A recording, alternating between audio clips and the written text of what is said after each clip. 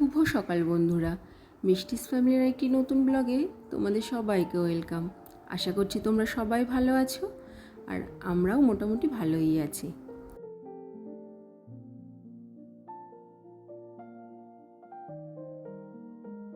আজকে হলো রবিবার, আর এখন বাজে সকাল 6টা। তো এখন থেকেই তোমাদের সবাইকে সাথে নিয়ে আমি আমার আজকের দিনের নতুন ব্লগটি শুরু করছি। তোমরা সবাই দেখো, আশা করছি তোমাদের ভালো লাগবে। কাছে দূরে আমার সকল বন্ধুকে আমার ব্লগের সাথে থাকার অনুরোধ রইল।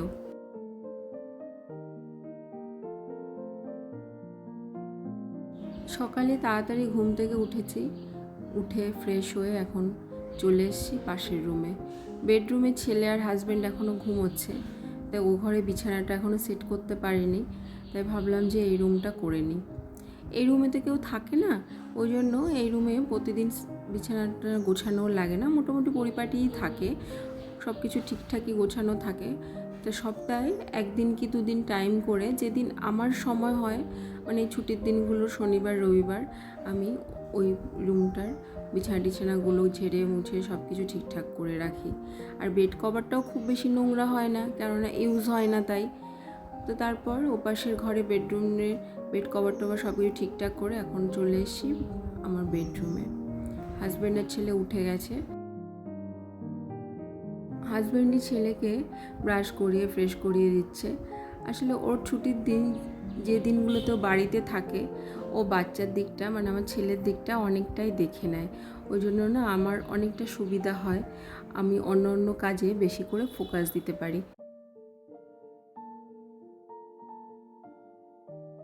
সপ্তাহে 5টা দিন একা হাতেই তো সব ম্যানেজ করি, কিন্তু এই শনি রবি এই দুটো দিন যখন ও কিছু কিছু জিনিসগুলো হেল্প করে, দেখে দেয়, সত্যি খুব ভালোও লাগে।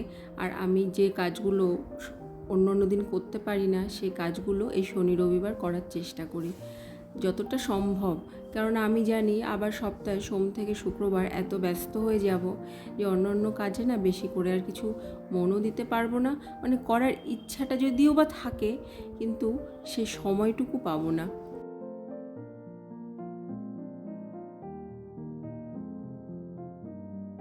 আর এই জন্য এই ছুটির দিনগুলোতে না আমার কাজের চাপটা বেড়ে যায়, কেননা যে কাজগুলো সারা সপ্তাহ করতে পারি না, সেই কাজগুলো এই দুদিনে করার চেষ্টা করি।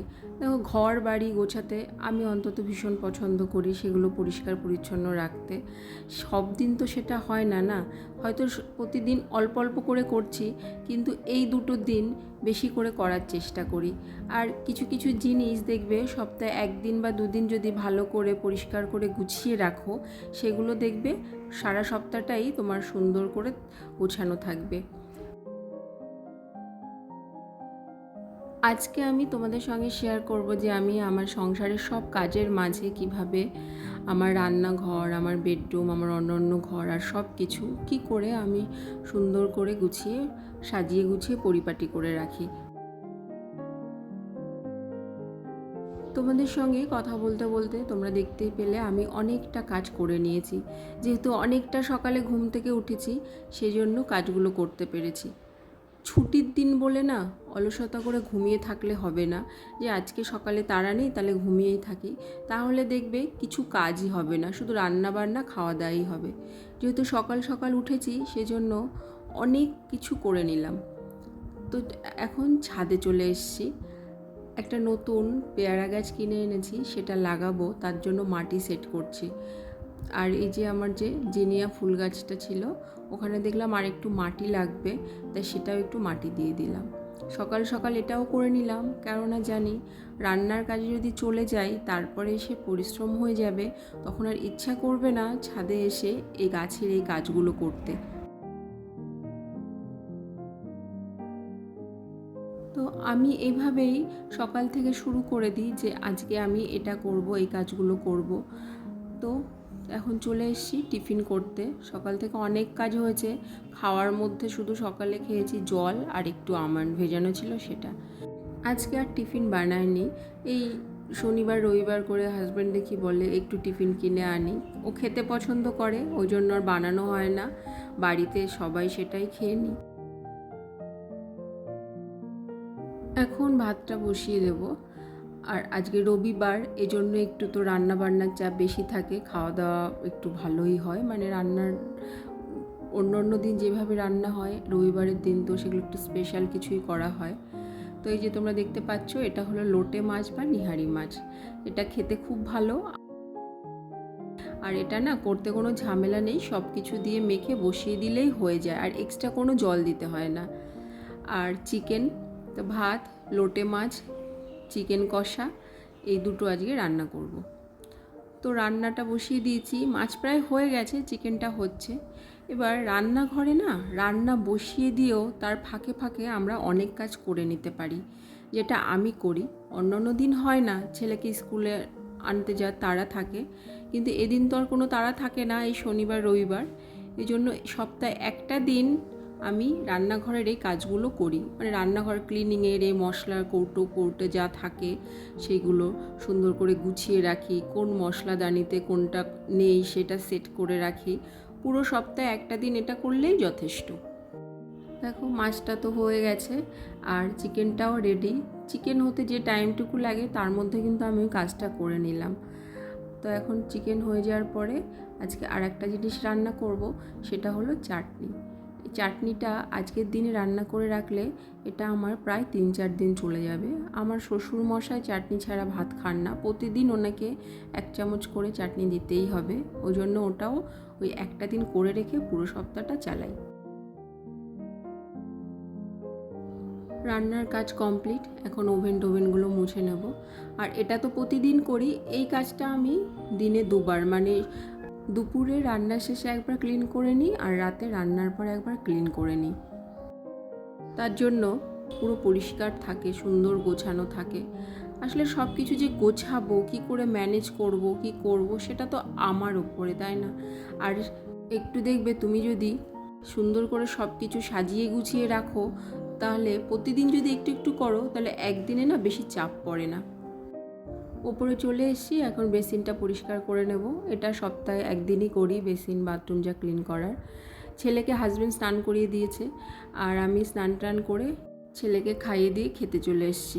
আজকে আমি পুজো করিনি, কারণ আমার একটু রান্নাঘরে কাজ বেশি ছিল বলে আমার শাশুড়ি মাই আজকে পুজোটা করে নিয়েছেন।